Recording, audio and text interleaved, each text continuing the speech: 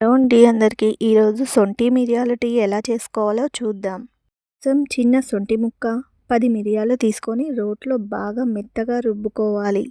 తర్వాత 2 కప్పులు పాలు వేసి, కప్పు నీళ్లు వేసి, కొద్దిగా పుదీనా, 2 చెంచాల టీ పొడి, ముందుగా నూరి పెట్టుకున్న సొంటి పొడిని వేసుకోవాలి. తర్వాత కొద్దిగా షుగర్ వేసుకొని టీని బాగా మరిగించుకోవాలి. మరిగిన తర్వాత వడకట్టుకొని సర్వ్ చేసుకోవాలి. టీ హెల్త్కి అంత మంచిది కాకపోయినా అప్పుడప్పుడు పుదీనా, శొంఠి, మిరియాలు వేసిన టీ తాగడం వల్ల జలుబు, దగ్గులు లాంటివి తగ్గుతాయి.